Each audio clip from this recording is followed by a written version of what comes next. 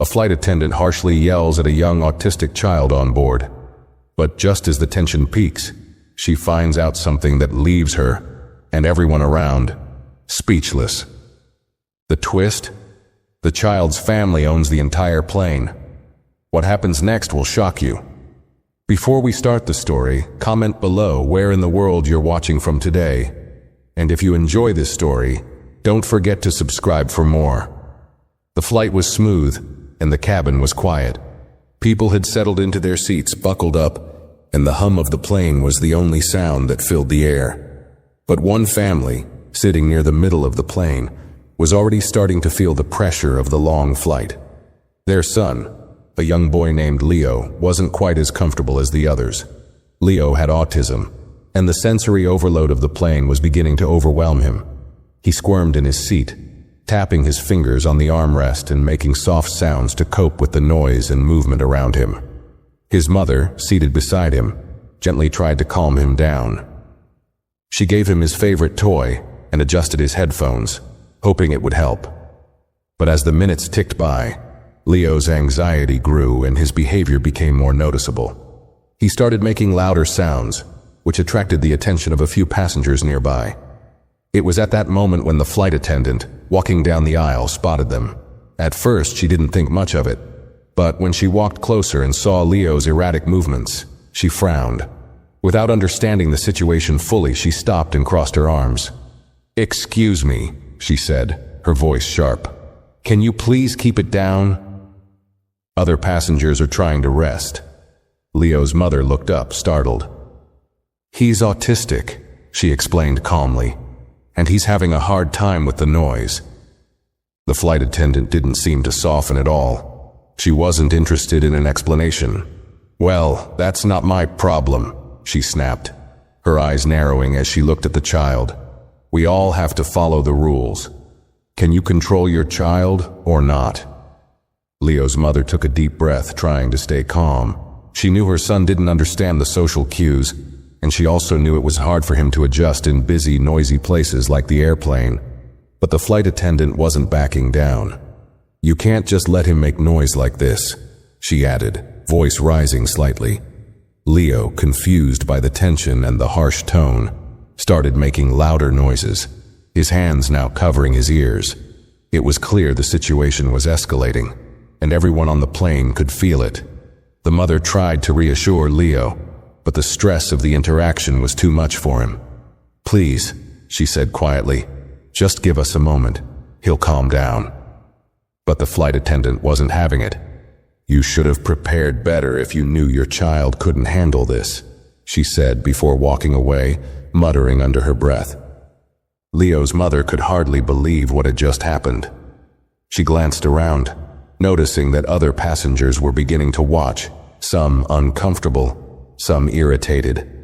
It felt like everyone was holding their breath, waiting for something to happen. And just when she thought it couldn't get worse, it did. Another flight attendant came over, and without a word, just stood there observing. The first flight attendant was still walking up and down the aisle, keeping an eye on Leo, who was becoming more distressed by the minute. As tensions rose, the mother glanced toward the cockpit door, hoping to speak to someone who could intervene. She knew the situation was spiraling out of control, but she also knew it wasn't her fault. The flight continued as Leo's mother tried her best to comfort him, though she could see it wasn't working. The more she spoke softly to him, the more agitated Leo became. His small hands were gripping the armrests, his eyes wide with confusion and distress. He was caught in a world too loud, too fast, and none of the soothing techniques they'd used in the past seemed to help. Meanwhile, the flight attendants kept a watchful eye, clearly annoyed by the disruption. In the back of the plane, a few passengers whispered to each other, some exchanging glances as they tried to ignore the scene unfolding. Leo's mother felt the weight of their stares and felt the sting of their judgment. Though she had done nothing wrong, she had hoped the flight would go smoothly. But now it was becoming a battle to just make it through the rest of the journey. As the minutes dragged on, Leo's behavior only worsened. His mother's attempts to calm him weren't enough, and she could see that the flight attendant who had confronted her earlier was growing more impatient. It was clear that there was no sympathy, no understanding in the way she looked at them. The mother took a deep breath and whispered a few more calming words to her son, but the flight attendant was already approaching them again, her steps quick and decisive. "You need to get control of your child now," the flight attendant said, her voice sharp. "If he can't settle down, I'll have to move you to another seat, away from the rest of the passengers." Leo's mother tried to explain again, her voice trembling, but the flight attendant wasn't listening. It was clear now. The flight attendant had made up her mind. The child's behavior was unacceptable to her, and she wasn't interested in hearing any more excuses. At that moment, Leo began to cry out loudly, his anxiety overwhelming him. His cries filled the cabin, and it seemed like everyone was watching, waiting for something to happen. The flight attendant turned on her heels and walked away, shaking her head in frustration. Leo's mother sat there, speechless, feeling both helpless and angry. She wanted to tell the attendant that she didn't need her judgment, that she was already doing everything she could to help her son. But the words didn't come. She just held Leo close, trying to comfort him in the chaos. The tension hung heavy in the air. Leo's mother wasn't the only one who noticed how the rest of the passengers had started to grow restless. Some were giving her disapproving looks, others were whispering among themselves. She wished there was a way to make the situation better, but the more she tried to control the chaos, the worse it seemed to get. She just needed the flight to end, but she had no idea that the next few minutes would change everything. As Leo's cries echoed through the cabin, the pilot's voice came over the intercom, signaling that they were approaching the halfway point of the flight. For most passengers, it was just another routine announcement, but for Leo's mother, it felt like an eternity had passed since the conflict started. She tried to rock Leo gently, but the stress of the situation was wearing her down. She could see the flight attendants whispering to each other from the front, occasionally glancing back at them. She could feel the eyes of the other passengers on her, making her even more self-conscious. Just as she was about to try and settle Leo again, the cabin door near the cockpit opened, and the captain stepped out. He walked down the aisle toward Leo's seat, his eyes scanning the cabin as if looking for something, or someone. The flight attendants quickly noticed him and straightened up, whispering to each other. The captain walked with purpose but didn't approach the family immediately. Instead, he stopped at the front of the plane to speak with one of the senior flight attendants. Leo's mother noticed the interaction. The flight attendants looked nervous, almost as if they were waiting for something. She couldn't help but wonder what was going on. But before she could think much more about it, the captain turned and started walking toward her, his eyes now fixed on her and her son. He didn't look angry or frustrated, but there was a quiet authority in his steps. As he reached her row, he stopped and gave her a polite nod. "Ma'am, I'm the captain," he said, his tone calm and reassuring. "I understand there's been a bit of a disturbance back here." Leo's mother, still on edge, nodded slowly. "Yes, my son. He's having some difficulty with the flight. He has autism, and sometimes it's hard for him to adjust to the noise." The captain's expression softened, but he didn't seem surprised. He glanced toward the front of the plane where the flight attendants were still watching, and then turned back to Leo's mother. "I can see that you're doing your best, but it's clear that there's been some misunderstanding with our crew." He paused, taking in the situation before continuing. "I think it's time for us to clear this up." Leo's mother looked at him, confused. "What do you mean?" she asked, her voice low. The captain glanced at the flight attendants again, then lowered his voice. "You may not know this, but your family is very important to this flight. In fact, this plane belongs to you." The words hung in the air for a moment, leaving Leo's mother speechless. She blinked, unsure if she had heard him correctly. "What?" she asked. The captain nodded, a slight smirk forming at the corner of his mouth. "Your family owns this plane." For a split second, everything stopped. Leo's mother couldn't process what she was hearing. The flight attendants who had been so rude and dismissive seemed suddenly unsure of themselves. The captain, however, remained calm, waiting for her reaction. It was at that moment that the flight attendant who had been so harsh earlier turned and saw the interaction. Her face drained of color, and she quickly took a step back, as if she could disappear into the walls of the plane. She had no idea who she had been talking to, or how much she had just messed up. The realization hit Leo's mother like a wave, and for a moment she just sat there, staring at the captain. Her heart was racing, and she struggled to process what he had just said. "My family owns this plane?" she repeated, her voice shaky. The captain nodded again, his calm demeanor unwavering. "Yes, ma'am. This plane is part of your family's private fleet," he said. "I understand the situation now, and I'm very sorry about what's happened here." He gestured towards the flight attendants who were now standing at the front of the cabin, clearly uncomfortable. Leo's mother glanced back at the attendants, who were suddenly avoiding eye contact. The once confident flight attendant who had scolded her and Leo earlier was now visibly flustered. She was shifting her weight from foot to foot, clearly unsure of how to handle the situation now that the truth was out. Leo's mother could see the change in the air, a shift from tension to disbelief. "Is this some kind of joke?" Leo's mother asked, still trying to wrap her head around the words. "Why would you treat us like this if you knew who we were?" The captain's face tightened slightly, as though he had been expecting this reaction. "I can't explain her actions, but I will certainly be addressing this with the crew after the flight. No one should have treated you like that, especially under these circumstances. I want you to know that this is not the standard for how we treat our passengers, no matter who they are." Leo's mother let out a slow breath. Her anger and frustration had reached a boiling point, but now, hearing the captain's words, she felt a bit of relief. Still, the damage had been done. Leo, still distressed, was now pulling at his mother's sleeve, his anxiety only increasing in the midst of the awkward conversation. The captain noticed this and turned back to the front of the plane. "I'll make sure we give you some privacy for the rest of the flight," he added. "Please, let me know if there's anything I can do to make things easier for you and your son." Leo's mother nodded, but her mind was still swirling with what had just happened. She had been made to feel like an inconvenience, like she was the one at fault for her son's condition, and now she was hearing that they were more than just passengers. They were the owners of the plane. The irony of it all wasn't lost on her. As the captain turned to leave, Leo's mother gave him a weak smile. "Thank you," she said, though the words felt hollow after everything that had unfolded.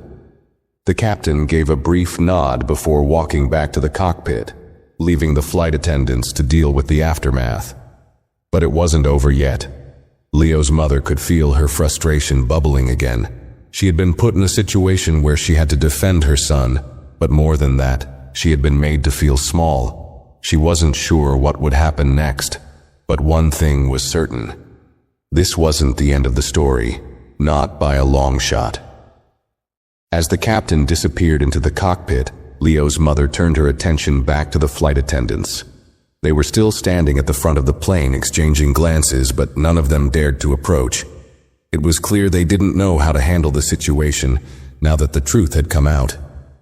For a moment, Leo's mother considered confronting them, but then she looked down at her son, still visibly distressed, his small body wriggling in her arms. She knew she couldn't deal with this in front of everyone. Instead, she focused on calming Leo, her hands gently brushing his hair back as she whispered reassurances to him. Slowly, his breathing began to steady, though his eyes still looked confused and uncertain.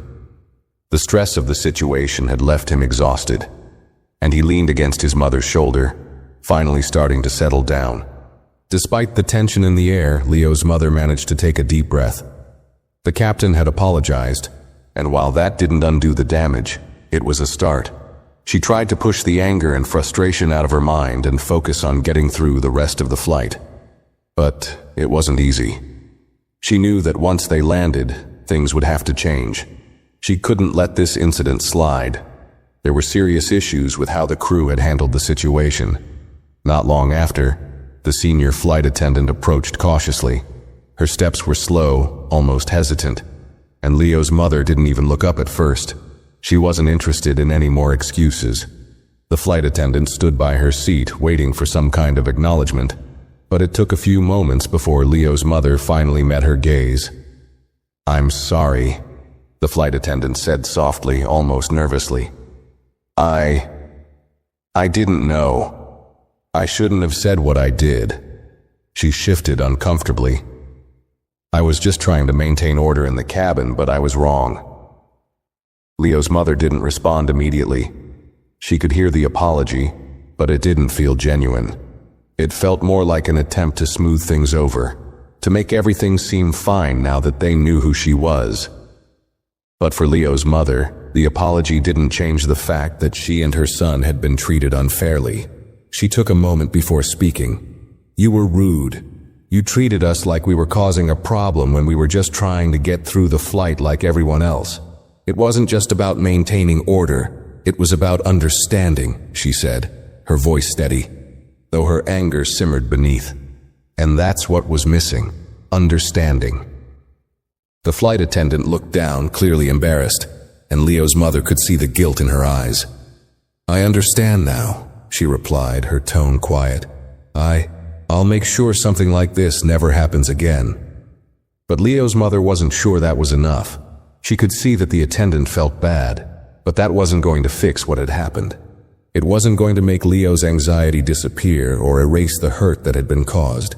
She wanted more than just an apology. She wanted real change. "We'll be talking to the airline when we land," Leo's mother said firmly. "I don't want this to happen again to anyone else. You need better training, all of you. People need to understand what it's like to travel with a child who has autism." The flight attendant nodded, her eyes wide. "Yes, of course. I'm so sorry," she repeated, then turned and walked away, leaving Leo's mother to think about the rest of the flight. The rest of the journey was quiet. Leo had fallen asleep in his mother's arms, exhausted from the emotional strain. The tension between the flight attendants and the passengers seemed to lift slightly, though Leo's mother couldn't shake the feeling that something was off. She'd been made to feel like an outsider, and even though the captain had apologized, the entire experience had left a bitter taste.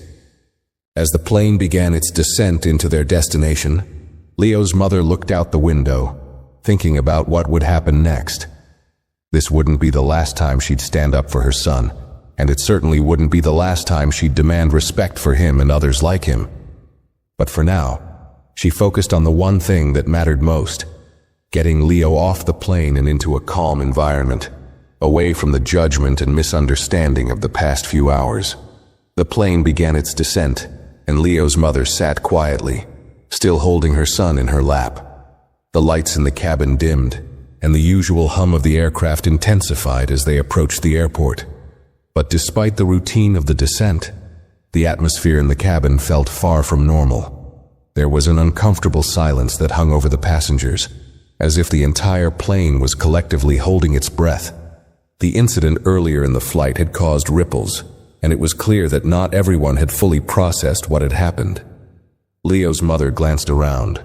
A few passengers had already turned their attention back to their books or screens, but there were others who still seemed unsettled.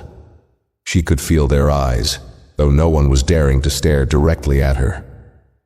They had witnessed what had unfolded between her and the flight attendants, and some were undoubtedly wondering what would happen next. It was hard to shake the feeling of being on display. The flight attendant who had initially approached them with the harsh tone had disappeared for most of the rest of the flight. The others kept their distance, as if unsure how to act now that the truth was out. Leo's mother was left in a state of conflicted thoughts. She knew she needed to stay calm for Leo, but inside she was angry. The whole situation had been mishandled from the start. She had expected a more professional response from the crew, especially when it came to handling passengers with special needs. The truth was, people like Leo didn't always fit into the neatly structured world of air travel. It wasn't just the flight attendants who needed to understand that. It was everyone. As the plane descended lower, Leo stirred in her arms, blinking sleepily. His face still had traces of the earlier distress, but he seemed less agitated now that the worst of the flight was behind them.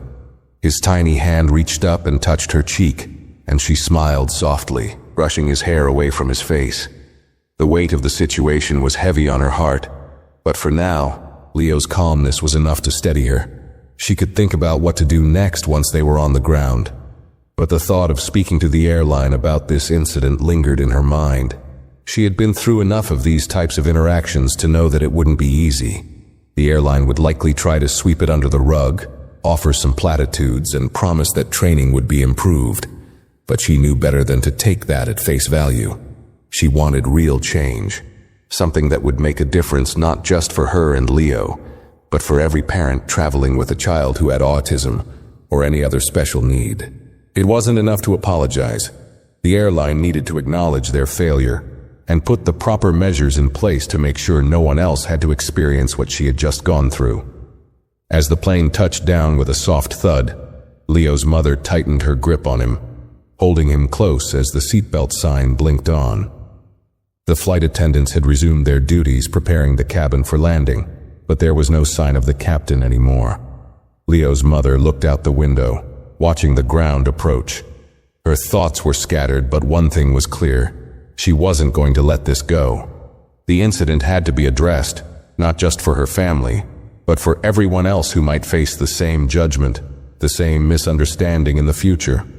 Once the plane had fully landed and taxied to the gate, the usual rush of passengers unbuckling their seatbelts and gathering their belongings began. But Leo's mother stayed in her seat for a moment longer, still holding Leo, who was now half asleep, on her lap. She wasn't in a hurry to leave. She had things to do before she could walk off that plane. One of the senior flight attendants came down the aisle again, this time with a much softer expression. She paused at Leo's mother's seat, looking unsure but determined. "Ma'am," she started, her voice quiet. "I just wanted to say again how sorry we are for the way things were handled earlier. It was unacceptable, and I'll make sure to pass on the message to the airline. We don't want to treat anyone like that." Leo's mother nodded, but she didn't immediately respond. The apology felt a little hollow. She had heard it before, and it wasn't enough. Still, she appreciated the fact that the attendant seemed more sincere this time. "I appreciate your words," Leo's mother said, her voice calm but firm. "But what happened today can't be brushed aside. I'll be contacting the airline to make sure this is addressed properly." The flight attendant nodded, looking genuinely concerned. "I understand. We'll do whatever we can to help with that." She hesitated for a moment, then added, "I really do hope things get better for you and your son. No one should have to go through something like this." Leo's mother gave a small, tight smile, though it didn't quite reach her eyes. "Thank you. But it's not just about me. It's about making sure no one else feels like this. I'll be making sure the airline takes this seriously." With that, the flight attendant walked away, leaving Leo's mother alone with her thoughts. The plane had come to a full stop, and passengers were now lining up in the aisle to deplane. Leo's mother gently shook her son awake and carefully began to gather their things. It was time to get off the plane, but she knew this was far from over. Once they were off this flight, her work would begin. As she stepped into the aisle with Leo in her arms, she couldn't help but feel a sense of purpose. This had to change. It had to. And she would make sure it did. As Leo's mother made her way down the aisle, she could still feel the weight of the entire situation pressing down on her. The flight attendants had stepped back, their faces unreadable as passengers shuffled past. There was a distinct tension in the air, a lingering discomfort that seemed to be shared by everyone, even if no one spoke about it openly. Leo, now wide awake and holding on to his mother tightly, could sense the unease around them, but he was far more focused on his own needs, his fingers playing with the fabric of her jacket, his eyes darting from face to face, trying to make sense of the world around him. As they reached the door and prepared to step off the plane, Leo's mother took one last look around. She could see the flight attendants talking in low voices, avoiding her gaze. But she didn't care. The apology earlier had been too little, too late. It wasn't just about a few harsh words. It was about a system that didn't understand, didn't accommodate, and more than anything, didn't care. Once they were in the terminal, Leo's mother moved quickly, her feet carrying her toward the exit. She needed to get out of the crowded space, away from the noise and the bright lights. She was done being watched, done being judged. But at the same time, she knew that the real challenge was just beginning. She couldn't walk away from this without making sure that something changed. She had seen firsthand how a lack of understanding could affect families like hers. This wasn't just about her son. It was about everyone who didn't fit into the mold of the perfect traveler. They reached the baggage claim area, and Leo's mother paused for a moment, letting out a breath she hadn't realized she'd been holding. Leo tugged at her sleeve, clearly wanting attention, so she bent down and gave him a reassuring smile. "We're almost there," she whispered to him, brushing the hair from his face. Leo's small hand rested in hers, his fingers wrapping around her fingers like a lifeline. They were almost out of this mess. But the weight of the incident continued to hang over her. It wasn't just the flight attendant's treatment, though that was bad enough. It was the whole way things had unfolded. The lack of patience, the lack of understanding, the assumption that people could simply behave their way through situations like this. It wasn't just about one flight. It was about a broader culture, one where people with disabilities, particularly autism, were often overlooked or treated as if their needs were an inconvenience, and that wasn't something she was going to let slide. As they waited for their luggage, Leo's mother pulled out her phone and began to compose an email. She knew she had to start documenting everything, getting the details down while they were still fresh. The airline needed to understand what had happened, not just the way their staff had handled the situation, but the lasting impact it had on her son.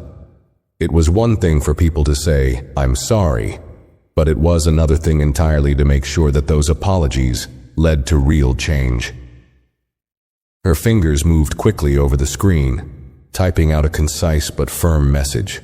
She explained the entire ordeal, from Leo's sensory overload to the way the flight attendants had treated them. She made sure to mention that, even though the family owned the plane, it wasn't about the money or status. It was about respect and the dignity of all passengers. This wasn't something that should have been swept under the rug, and she wasn't going to let that happen. Once she finished the email, she hit send and sat back, her eyes still focused on the screen. She knew the email alone wouldn't change anything. She'd need to follow up, press harder, and make sure her voice was heard. But sending it felt like the first step toward doing something that mattered. Leo's mother sighed deeply, feeling both exhausted and empowered. She had fought to keep her son calm through the entire ordeal, and she had fought to stay composed when everything seemed to be spiraling out of control. Now that the flight was over, she felt like she could finally breathe again, but it was a short-lived relief. She knew this would be an ongoing battle. The carousel finally started to turn, and their bags appeared. Leo's mother grabbed their luggage, keeping her son close as they headed toward the exit. The airport was still noisy, still bustling with people rushing from gate to gate. But for her, the chaos of the terminal felt distant, like it belonged to another world. She was still stuck in the aftermath of that flight, still haunted by the way she had been made to feel. As they stepped outside, the cold air hit them. Leo's mother inhaled deeply, letting the fresh air fill her lungs. It wasn't much, but it was a small relief. She knew the work ahead of her wasn't going to be easy. She had already planned what she would do next. Contact the airline's customer service, follow up with the complaint, escalate it if she had to. She wouldn't let this go, not when her son had been treated like that. The more she thought about it, the angrier she became. This wasn't just about one flight attendant, or one misunderstanding. It was about a deeper problem. It was about the way society often overlooked the needs of people with autism. The misunderstanding wasn't just in the sky. It was in everyday life. It was in classrooms, at grocery stores, and yes, even on airplanes. Leo's mother held his hand as they walked toward their car. "We're going to fix this, Leo," she whispered softly, though he couldn't quite understand what she meant. This is only the beginning. And in that moment, as they stepped away from the airport and into the world beyond, she knew she had to see this through. Because if no one else would fight for the respect and dignity of children like Leo, she would. As Leo's mother drove home, the weight of everything still sat heavily on her chest. The quiet hum of the car engine was a stark contrast to the chaos of the flight, but it didn't bring the peace she was hoping for. The airport had been a small reprieve, a brief moment of escape, but the emotional toll of the entire situation was far from over. Every few seconds her mind would flash back to the flight, to the way the attendants had looked at her and Leo, like they were the problem, like they were the ones who didn't belong. She had kept her composure for as long as she could, but now that the physical stress of the flight was behind her, the emotional weight was settling in. She glanced at Leo in the rearview mirror. He was quietly staring out the window, lost in his own world, his small fingers still grasping the toy he'd held tightly throughout the flight. His face was calm now, no longer showing the anxiety he'd had earlier, but his mother could tell that the events of the day had left their mark on him. He didn't understand what had happened, but he understood when things felt wrong, when the atmosphere was tense, and that, in itself, hurt her more than anything else. She wanted to protect him from the world, from the misunderstandings, from the people who couldn't see past his behavior. But it wasn't always possible. In fact, more often than not, she found herself having to explain things, having to stand up for him, to make sure he was treated fairly. And today, for the first time, she had been forced to defend him in front of an entire flight crew, in front of dozens of passengers. The thought made her blood boil, even as she tried to maintain her composure behind the wheel. She knew the airline needed to hear her voice, and she would make sure of it. But what came next? What kind of impact would her complaint have? Would they truly listen? Or would they brush her off, like so many others had done in the past? The idea of fighting the system was daunting, but she couldn't ignore it. It wasn't just about her son. It was about making sure that every child, every adult, every person who had ever been overlooked or judged unfairly for something beyond their control had a voice. She wasn't the first person to face this kind of treatment, and she wouldn't be the last. But she could make a difference. She had to. By the time they reached home, the streets were starting to quiet down. The rush of the day was over and the evening had settled in. Leo had already drifted off to sleep in his car seat, his head resting against the window, his soft breathing the only sound filling the space. His mother turned off the engine, the silence of the car offering a moment of reflection. She sat there for a while, staring at the empty road in front of her, letting her thoughts swirl. Tomorrow, she would follow up with the airline. She would reach out to customer service, escalate the issue if necessary, and make sure that the crew was held accountable. But more than that, she needed to ask herself a hard question. What was she really hoping to achieve by all of this? Was it just an apology she wanted?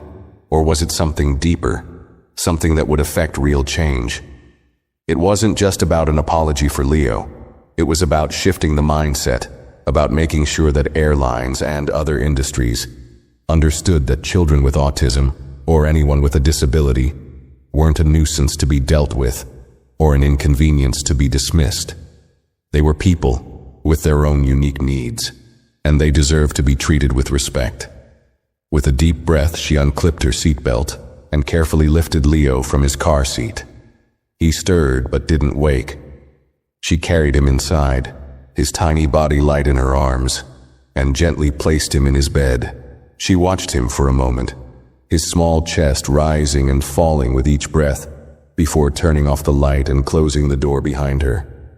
For a few minutes, she sat in the quiet of the house, the weight of the day finally beginning to settle into a more manageable place. She knew there would be more battles to fight, more difficult conversations to have. But as she reached for her phone again to check her email and draft a follow-up message to the airline, she realized something important. She wasn't alone in this fight. There were countless other parents, countless other families who had faced the same frustrations, the same unfair treatment. She wasn't just advocating for Leo anymore, she was advocating for all of them. Her fingers hovered over the screen as she began to type. I am writing to follow up on my complaint from earlier today.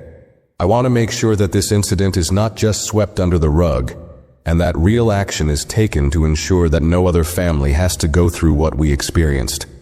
My son, like many children with autism, needs to be treated with understanding, not scorn. I want to know what steps will be taken to train your staff to handle such situations more effectively, and how we can make sure this doesn't happen again. She hit send, but her mind was already racing ahead to what needed to come next. This was only the beginning. She couldn't let up now, not when she knew that real change was possible. The airlines, and society in general, needed to understand that autism wasn't something to be tolerated. It was something to be understood, respected, and accommodated. As she set the phone down, a new sense of determination washed over her. She would keep pushing. She would make sure that her son, and children like him, never had to endure such ignorance again. And if that meant taking on an entire industry, she was ready. Tomorrow she would call again. Tomorrow she would make sure the airline knew exactly how serious she was. And tomorrow she would make sure that Leo's voice, his story, was heard, no matter how much resistance she met along the way. The following morning, Leo's mother woke up early. The house was quiet, the soft morning light streaming through the blinds as she sat on the edge of her bed, trying to gather her thoughts. She had barely slept the night before, her mind constantly replaying the events of the flight, wondering if she had done enough, if she could have handled it better, if there was more she could have said to the flight attendants, or even the captain. But she knew she couldn't change what had already happened. What mattered now was what came next, how she would turn this frustrating, upsetting experience into something meaningful, something that would spark real change. She glanced over at Leo, who was still fast asleep in his room. She could hear the soft murmur of his breathing through the walls, and for a moment, a wave of gratitude washed over her. He was safe, he was home, and he was okay. But the reality of the situation was still there, lingering in the back of her mind. She couldn't shake the feeling that what had happened on that flight wasn't just a random incident. It was a reflection of a deeper, more pervasive problem. The lack of understanding, the assumptions people made about autism, the way children with special needs were often treated as burdens rather than understood as individuals with unique challenges. It was a problem that extended far beyond just one flight, one crew, or one airline. It was a societal issue, and she knew it had to change. After a few moments of quiet reflection, she stood up and moved toward the kitchen, preparing a cup of coffee. Her hands moved automatically, the routine grounding her as she allowed herself a brief moment of calm before the storm of phone calls and emails. As she waited for the coffee to brew, she took out her phone, opened her email, and reread the message she had sent to the airline last night. It was firm, clear, and to the point. But now that some time had passed, she wanted to make sure it wasn't just a complaint. It had to be a call for action. She sat down at the kitchen table, her fingers resting lightly on the keyboard, thinking about how she would phrase the follow-up message. She wanted to make sure the airline understood that this wasn't just about an isolated incident. It was about a lack of training, a lack of awareness, and a lack of compassion. It was about creating an environment where people, no matter their challenges, felt respected and supported. "Dear customer service," she began, typing slowly but deliberately. "I'm following up regarding the incident I reported yesterday, involving my son, who has autism, and the treatment we received during our flight. While I appreciate the apology I received from the captain and the senior flight attendant, it's clear that the issue goes far beyond a single interaction. What happened to us is part of a larger pattern of misunderstanding that I see far too often in society, and it's something that airlines like yours can help address." She paused for a moment, reflecting on her words. She wasn't angry, not anymore, but she was determined. This wasn't about demanding retribution.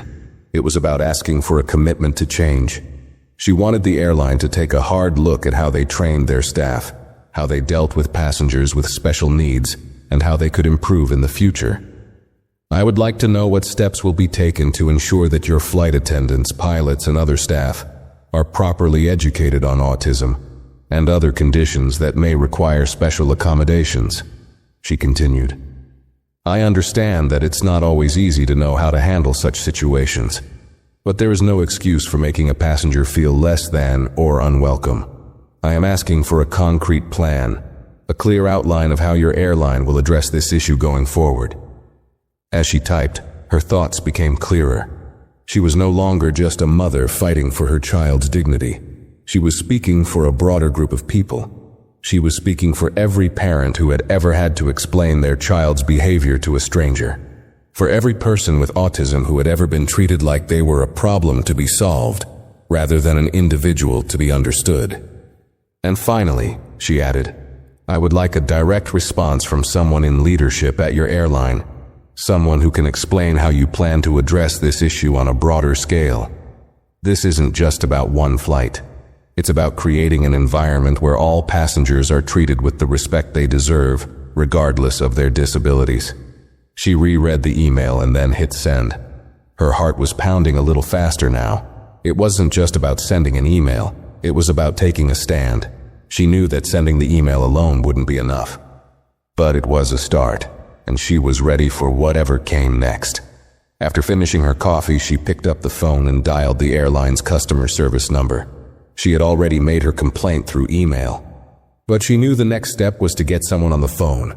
Someone who could actually do something about it. The phone rang for a few moments before someone picked up, and the familiar sound of an automated voice greeted her. She selected the option to speak to a representative and was placed on hold. The minutes ticked by, but she didn't mind. She was ready to fight for change, no matter how long it took. When the representative finally came on the line, Leo's mother quickly explained who she was and the incident she was referring to. She kept her voice steady, but there was an urgency in it. I've already sent an email about an incident on my flight yesterday. I was hoping to speak with someone who can give me more information on how the airline plans to address this issue, she said, keeping her tone polite but firm. The representative took a few moments to review her information and then asked, What exactly would you like to see happen, ma'am? Leo's mother paused for a moment thinking. She could have asked for a simple apology or for a small gesture to make up for the way she and her son had been treated. But that wasn't enough. It would never be enough. She wanted change. Real change. I want a clear plan. I want this airline to commit to better training for its staff on autism awareness, on how to approach situations like mine with compassion and understanding. I want to know that my family and families like mine will be treated with the respect we deserve when we travel. And I want to know how you plan to make sure this doesn't happen again. There was a pause on the other end of the line before the representative responded. I understand your concerns, ma'am, and I will make sure to pass them along to the appropriate team. It's important to us that we provide the best possible service to all of our customers. I appreciate that, Leo's mother replied, her voice still steady. But I need more than just words. I need to know that something is being done, and I expect to hear back from you soon with a concrete plan. The representative assured her that she would receive a follow-up in the coming days, and they ended the call. Leo's mother hung up, her heart still racing. It wasn't over yet. Not by a long shot. But for the first time since the flight, she felt a sense of control. She was doing something about it. She was making sure that this wasn't just another incident that would be forgotten. It was a small step, but it was a step in the right direction, and she was ready for the next one. The days that followed felt like a blur. Leo's mother had already set her mind to pushing forward with her complaint, but the reality of what that would involve began to sink in. The more she thought about it, the more layers of this issue she uncovered. It wasn't just the flight attendants who were responsible for what had happened. It was the entire framework around how people with autism were treated, especially in public spaces like airports and airplanes. But she wasn't going to let herself get overwhelmed. This wasn't the first battle she'd fought for Leo's well-being, and it wouldn't be the last. She spent the next couple of days gathering her thoughts, collecting stories from other parents she knew who had similar experiences. She reached out to support groups online, asking if anyone had faced discrimination or ignorance while traveling with children on the spectrum. It didn't take long before her inbox started filling up with responses. Some were heartbreaking. Stories of parents being thrown off flights, of families being forced to deal with overzealous security personnel, or flight crews that didn't bother to learn about autism before judging a child's behavior. Others were more hopeful. Stories of airline staff who had been compassionate, who had taken the time to understand and accommodate. Each response was a piece of a bigger picture, a larger movement that Leo's mother was now a part of. She realized that this wasn't just her personal fight anymore.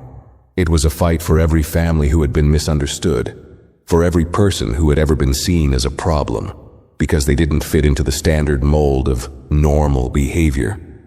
By the end of the week, Leo's mother had compiled a report. It wasn't just a letter to the airline anymore. It was a call to action, a demand for change that she could send not only to the airline but also to autism advocacy groups, disability rights organizations, and even government officials. She wasn't looking for handouts. She wasn't asking for sympathy. What she was asking for was respect and for better treatment for people with autism, especially in situations like air travel, where the stress of the environment can exacerbate symptoms and behaviors. She knew this wouldn't be easy. She had already braced herself for the possibility of the airline pushing back, but this time, she had prepared herself for any response, positive or negative.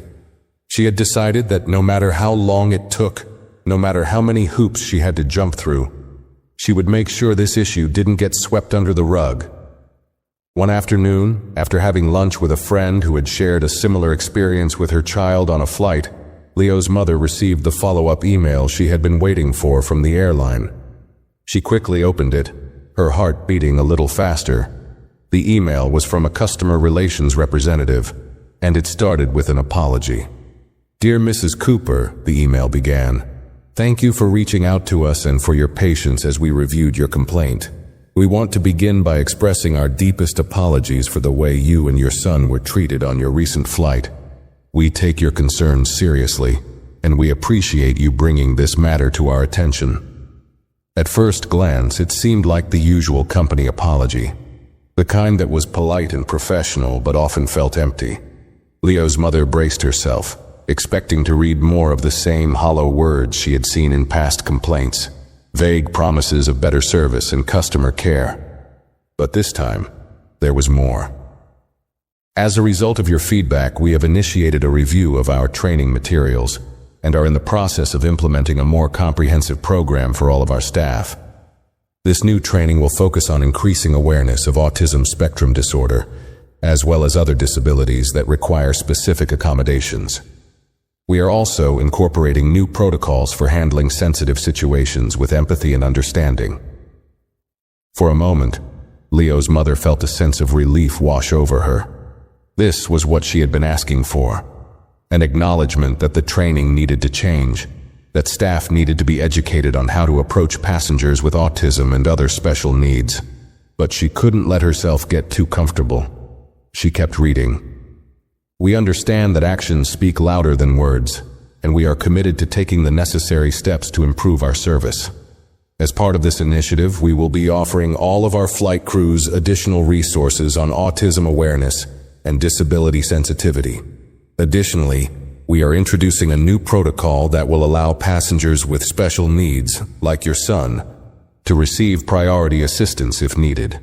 We want to ensure that every passenger feels safe and respected while flying with us." The words were exactly what she had hoped to hear, but they were still just words. She needed to know what this would look like in practice. What would the training entail? How would the airline measure its success? How would they ensure that staff didn't just go through the motions but actually understood the issues they were addressing? The email ended with a promise to reach out to her again soon for further follow-up, and a brief offer of a travel voucher as a gesture of goodwill. Leo's mother sat back staring at the screen. The first part of her mission had been accomplished. They had acknowledged the issue, committed to a review of their training, and promised to do better. But she knew this couldn't be the end. She had been here before. Companies had made promises, sent apologies, but nothing ever truly changed. She couldn't afford to let them think that this was enough. Without hesitation, she started drafting her response. It was a polite but firm letter that thanked them for their commitment, but asked for more details. She requested specific timelines for the new training programs, asked for transparency on how the airline would monitor staff compliance, and even suggested that the airline work with autism advocacy groups to create a framework for understanding disabilities in air travel.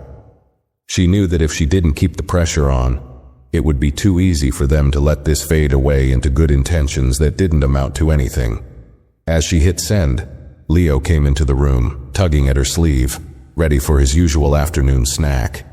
His face lit up when he saw her, his small hands holding on to the toy he'd taken from the flight. Leo's mother smiled and pulled him onto her lap, feeling the weight of the day lift just a little. She was making progress, but she knew there was still so much more to do. There were meetings to be had, policies to push for, and awareness to raise. But for the first time in a while, she felt like she was heading in the right direction. Leo's world might be full of challenges, but it was also full of potential. And now, more than ever, she felt ready to fight for that potential. To make sure that one day Leo could travel the world without having to face the ignorance and misunderstanding that had greeted them on that flight. She wasn't just doing this for him. She was doing it for all the children like him, and that was worth every ounce of effort. The next few weeks passed in a whirlwind of phone calls, emails, and follow-ups. Leo's mother threw herself into the task at hand with a determination that surprised even her. Each morning, she woke up early to check for any updates from the airline, scanning her inbox with a mixture of hope and skepticism. She had received an initial acknowledgement from customer service, a polite email assuring her that her concerns were being taken seriously, and that action was being taken behind the scenes. But promises on paper didn't always translate into real change. She wasn't about to let them off the hook just yet. She made regular calls to the airline, speaking to anyone who could give her more information. Each time she asked the same questions. When would the new training be rolled out? What specific resources would be included? Would this training be mandatory for all staff, from ground crew to flight attendants? And, perhaps most importantly, how would they ensure that their staff was not just aware of autism and other special needs, but capable of handling those situations with real empathy? The answers were often vague, but over time, she started to see a shift in how the airline was responding. They didn't just offer apologies anymore. They began to give concrete timelines. Within 2 weeks, they assured her, they would be implementing a pilot program for autism awareness training for all flight attendants. After that, they would be expanding it to other parts of the airline's operation, including customer service representatives and gate agents. But despite these steps forward, Leo's mother knew this was just the beginning. A few changes to training programs didn't guarantee that the culture of the airline would shift, or that every employee would embrace those changes. What she needed now was to ensure that the airline was genuinely invested in understanding the needs of passengers with autism, and that meant holding them accountable. She started looking beyond just the airline itself. If this was going to be a systemic change, it needed to be a broader conversation. Leo's mother began reaching out to autism advocacy groups, disability rights organizations, and even lawmakers who had worked on issues related to accessibility and public accommodations. She learned about initiatives in other industries aimed at increasing awareness of autism, and she found out that some airlines had already begun similar programs. She knew it wouldn't be easy, but she started drafting proposals for the airline to collaborate with experts in the field, as well as advocacy organizations that could help shape the training curriculum. She didn't want them to just teach their staff the basics. She wanted them to have a deep, nuanced understanding of how autism affected behavior and what accommodations could be made to make travel easier for families like hers. As her research deepened, Leo's mother began to realize just how much work there was to do. This wasn't just about one airline. It wasn't even just about air travel. It was about accessibility on a much larger scale, how society as a whole still struggled to make accommodations for people with disabilities, especially invisible ones like autism. It was about changing perceptions, breaking down misconceptions, and demanding that individuals with autism be treated with dignity and respect wherever they went. One afternoon, after a long call with a representative from an autism advocacy group, Leo's mother felt a shift in herself. She wasn't just reacting to the incident on the plane anymore. She was now actively involved in a movement to change how the world treated her son and children like him. For years, she had tried to make the world a safer, more understanding place for Leo, but now, she was realizing that change could be bigger than just her family. Leo's mother started drafting a comprehensive proposal, one that not only addressed training for airline staff, but also offered suggestions for policy changes at the governmental level. She wanted airlines, public transportation systems, and even theme parks to adopt standards for interacting with individuals with autism. There were already laws requiring accommodations for people with physical disabilities.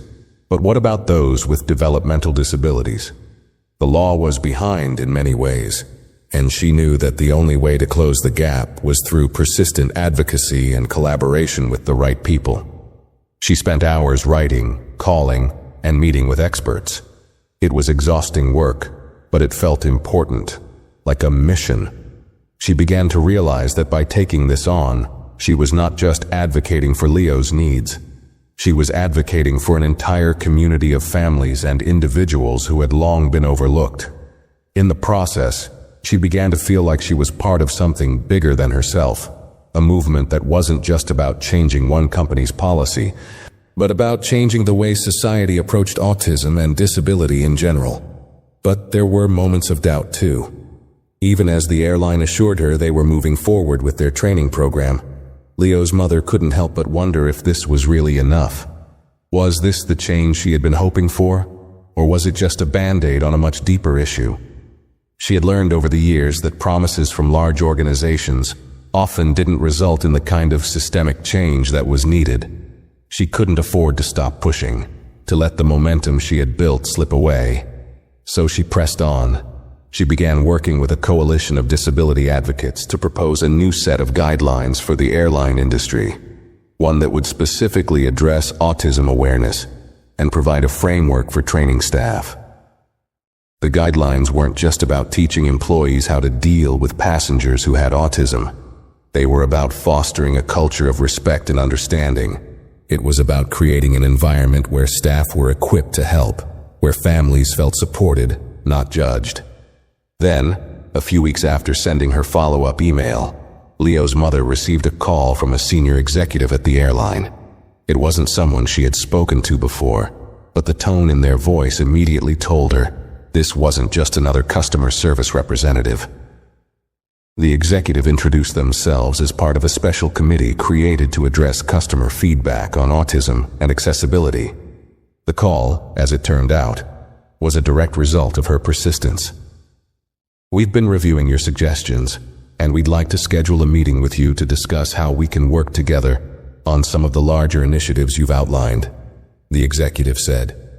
"We think this could be a great opportunity to make a real, lasting impact, not just within our airline but within the industry as a whole." For a moment, Leo's mother was speechless. She had worked so hard to get to this point, to push past the bureaucracy, the walls of corporate indifference, and now, finally, it seemed like someone was actually listening. "I'd be happy to meet," she replied, her voice steady, though her heart was racing. "I've been waiting for an opportunity like this. Let's make sure we get this right." As they set a date for the meeting, Leo's mother felt a sense of accomplishment. She wasn't done yet, far from it, but this was a significant step forward. She could feel the weight of the past few weeks finally starting to lift. For the first time, she felt like she was not only fighting for Leo, but for all the children who deserved better, all the families who had to face the world's indifference every day. Her work wasn't finished, but she was no longer fighting alone. The momentum was building, and with each step, the vision of a more inclusive world for her son, and for so many others, was becoming clearer. This was the kind of change that could echo across industries, across countries, and across generations. And for the first time, it felt like it was actually within reach. The meeting with the senior executive from the airline finally took place a week later. Leo's mother had prepared for it as if it were a high-stakes negotiation. She had gathered everything: data from advocacy groups, feedback from other families, detailed suggestions on how airlines could improve their training, and even some studies that showed how companies could benefit from better understanding autism and other disabilities. She knew that the more prepared she was, the harder it would be for them to dismiss her concerns. This wasn't just about making noise anymore. It was about crafting a solution that could actually work, something tangible that could help shift the way airlines thought about passengers with special needs. As she walked into the hotel conference room where the meeting was being held, Leo's mother could feel the weight of the moment. She was no longer just a concerned parent. She had become an advocate, a voice for countless others who had faced discrimination and misunderstanding. The room was sleek with glass walls and polished wooden floors, but the business-like atmosphere didn't intimidate her. She had worked too hard for too long to let that happen now. The executive, a man named Adam, greeted her warmly as she entered. "Thank you for meeting with me today," he said, his voice polite but warm. "We've been reviewing everything you've sent us, and I'm really impressed with how thorough you've been. You've clearly put a lot of thought into this." Leo's mother nodded, offering a smile but keeping her focus sharp. "Thank you. I've spent a lot of time thinking about this, about how we can make things better, not just for my son, but for everyone who's been in the same position." As they sat down, Adam began by acknowledging the airline's commitment to improving accessibility for all passengers. He spoke about the pilot program for autism training that was already underway, explaining that a number of flight attendants had been sent to specialized workshops on autism awareness and sensitivity. Leo's mother listened carefully, but she wasn't satisfied yet. She had been promised these changes before, and though she appreciated the effort, she needed to hear more. "You've made a good start," she said. "But what I'm asking for is more than just basic awareness. What we need is comprehensive, ongoing training. Something that really changes the way your staff sees passengers like my son. It's not enough to simply acknowledge autism. Your staff needs to know how to respond when a child is overwhelmed, when a passenger's behavior is misinterpreted, or when someone needs extra support." Adam listened attentively, nodding as she spoke. "I agree," he said. "We've realized that this is more than just about awareness. It's about creating a culture of understanding. And that's something we've only begun to address. We've been working on expanding the program, and we're looking at integrating more specialized training into our regular curriculum. I'll be honest, we're just beginning to understand the depth of what needs to be done." Leo's mother pressed on. "It's great that you're working on expanding the program, but what's your timeline? How soon can you roll out this new level of training for all of your staff? And how will you measure success? It's easy to talk about culture shifts, but those don't happen overnight." Adam paused, clearly thinking carefully about her question. "You're right," he said. "It's not going to happen overnight, but we've already started integrating some of the training into our regular crew meetings, and we plan to roll out a more structured program over the next 3 to 6 months. We'll be working with autism experts and advocacy groups to make sure we're doing it right.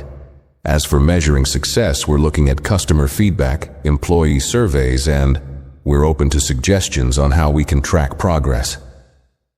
Leo's mother felt a flicker of hope, but she still wasn't entirely satisfied. "I appreciate that," she said. "But feedback after the fact isn't enough. I want to see more proactive steps, like a designated point of contact for passengers with autism, a way for families to let your staff know about their child's needs before boarding. The system has to be more flexible. Your staff should know in advance if a passenger needs extra time, extra space, or a quieter environment. I don't want families to feel like they have to explain everything on the spot when the flight attendants are already overwhelmed." Adam nodded again. "I see what you're saying, and I think that's a great idea. We've been considering a system where passengers could opt in for specific accommodations when booking, so that information could be passed along to the crew in advance. It's something we could easily integrate into our booking system. I think it would make a real difference in helping staff respond appropriately." Leo's mother felt a sense of progress. She wasn't getting everything she wanted, but she was hearing real solutions. That would be a good start, but we also need your staff to understand that autism isn't one size fits all. Each person is different, and behaviors can vary widely. Training shouldn't be just about how to deal with a child who's having a meltdown. It needs to focus on how to recognize when a passenger is anxious, when they're struggling, or when they're overstimulated. It's about knowing when to step in and when to give someone space. Adam leaned forward slightly, his voice earnest. "I hear you, and I agree. I think part of what's been missing is that understanding. It's not just about what the symptoms are, but about recognizing the signs early, before they become an issue. That's something we're working on." He paused, then added, "I'd also like to extend an offer. Once we finalize the new program, we'd love for you to come in and meet with our training team, maybe even help us with some of the curriculum." I know it would mean a lot to the staff to hear directly from someone with experience. Leo's mother was taken aback by the offer. It wasn't what she had expected, but it was exactly the kind of collaboration she had hoped for. "I'd be honored," she said. "I think it could make a huge difference if we work together." As the meeting progressed, Leo's mother and Adam discussed further ways to ensure that the airline's efforts would go beyond just policy changes and training programs. They talked about developing partnerships with autism organizations, creating resources for parents traveling with special needs children, and implementing a calm zone system at airports. Quiet spaces where families could go if their child was feeling overwhelmed. By the end of the meeting, Leo's mother felt a sense of cautious optimism. There was still a lot of work to be done, but the conversation had shifted from apologies to action. The airline was starting to take her suggestions seriously, and for the first time, she felt like they were genuinely committed to making a lasting change. As she left the meeting, she felt a new kind of energy stirring inside her. She wasn't just advocating for one child, she was advocating for an entire community. She knew it would take time, but today had been a significant step forward. She had helped create a dialogue that could transform the way airlines treated passengers with autism, and she wasn't about to stop now. The fight was far from over, but now, Leo's mother felt like she was no longer alone in the fight. This was bigger than her family. It was a movement that could reach across the country, across industries, and change how people with autism were seen and treated. And for the first time in a long while, she felt hopeful that they were finally moving in the right direction. The months that followed were a blur of emails, meetings, and constant follow-up. Leo's mother had gone from being a concerned parent to an integral part of the airline's autism awareness program. The collaboration wasn't always smooth, but it was progress, and that kept her moving forward. The airline had rolled out the first phase of the new training, and she had been invited to meet with the flight attendants and ground crew in person to talk about her experiences and offer insights into how autism affects behavior and travel. It wasn't a perfect system yet, but it was a start. As the pilot program began to take shape, she started hearing positive feedback. Staff were more mindful, more patient. They were beginning to understand how to approach situations without judgment, how to offer help without assuming a passenger's needs. There were still moments of miscommunication, but each time the airline responded quickly, using those moments as opportunities to improve. Leo's mother had also reached out to other airlines, sharing her experience and offering to help them create similar programs. She had become a sought-after speaker at autism conferences, talking about the importance of disability awareness in public spaces, especially in air travel. Her story was no longer just about a single incident. It had become part of a larger movement to create more inclusive, compassionate spaces for families like hers. But despite the progress, there was always more to do. Leo's mother knew that. She had seen the difference her efforts had made, but she also knew that not every airline or public service had adopted the same changes, and not every family had the resources or platform to push for change the way she had. Still, she couldn't help but feel a deep sense of satisfaction when she saw the results of her hard work. One day, several months after the initial meeting with the airline, Leo's mother received a call from the same executive, Adam. He sounded excited, which piqued her interest. "I have something to share with you," Adam said, his voice brimming with enthusiasm. "We've just finished our first round of employee feedback on the Autism Awareness Training Program. We've received overwhelmingly positive responses from our staff, flight attendants, pilots, ground crew, everyone. They say they feel more equipped, more confident in their ability to serve families with special needs. It's making a real difference in how they interact with passengers. And more importantly, we've received positive feedback from the families themselves. We've had families reach out to tell us how much the program has meant to them." Leo's mother felt her heart swell. This wasn't just another empty promise or corporate speak. It was tangible, measurable change. Real progress was being made, and it was happening because of the effort she had put in. She had pushed through the frustration, the late nights, the doubts, and now things were different. "That's incredible," she said, her voice thick with emotion. "I'm so glad to hear that. I knew this was going to make a difference, but to hear it from the people who are actually on the front lines, that's what really matters." Adam continued, "We've also had some staff come forward with ideas for further improvement. We're even looking into adding more sensory accommodations in airports, quiet spaces for children to decompress before their flights, and some special seating arrangements for families that need more room." Leo's mother smiled, a feeling of warmth spreading through her. It wasn't just the airline that had changed. It was the whole culture surrounding air travel for families like hers. It wasn't perfect, but it was better, and that was enough for now. "You know," Adam said, "we'd really like to honor your contribution to this initiative. We want to make sure that this change isn't just an isolated effort within our airline, but something that's seen as part of a larger movement across the industry. We've been thinking about creating an award for families or individuals who have made a lasting impact on the accessibility and inclusivity of air travel.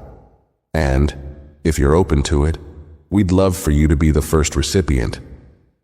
Leo's mother was taken aback by the offer. An award wasn't something she had ever considered. She wasn't doing this for recognition. She was doing it for her son, for every other family that had faced the same struggles. But hearing Adam's words made her realize something important. This fight hadn't just been about one airline or one flight. It had been about changing the way society understood autism, about ensuring that the world, in every corner, could be a little bit more accommodating. "Thank you," she said, her voice a little shaky. "But I'm not doing this for any award. I'm doing it because it's the right thing to do. I want to see change. Real, lasting change. For my son, for families like ours, for everyone." There was a moment of silence on the other end of the line, and then Adam replied, "I know. And that's exactly why we want to honor you, because you've made change happen." After they ended the call, Leo's mother sat there for a while, reflecting on the long path that had brought her here. She thought about the early days, when she had felt so alone, when she had been fighting a battle that felt insurmountable. She thought about the moments when it seemed like nothing was changing, and all she had were words of hope from people who didn't fully understand her struggle. But now, as she looked back, she saw how much had shifted, not just in the airline industry, but in the way she saw herself. She had made a difference, and in that moment she realized that the work wasn't over. She'd made huge strides, yes, but she was just one person. She was a small part of a much larger movement. A movement that was pushing for a world where understanding, inclusion, and compassion weren't the exceptions. They were the rule. As she walked into the living room, where Leo was playing with his toys, she felt a quiet pride. He looked up at her and smiled, his innocent eyes lighting up as he reached out for her. "Mom," he said, his voice filled with joy. "Can we go fly on a plane soon?" Leo's mother knelt down to his level and smiled, her heart swelling with love for the boy who had started all of this. "Yes, sweetie," she replied softly. "Yes, we can." And for the first time in a long while, she knew that the world was starting to change. One flight, one conversation, and one small victory at a time. If you found this story interesting, give it a like, share your thoughts in the comments, and don't forget to subscribe for more videos like this.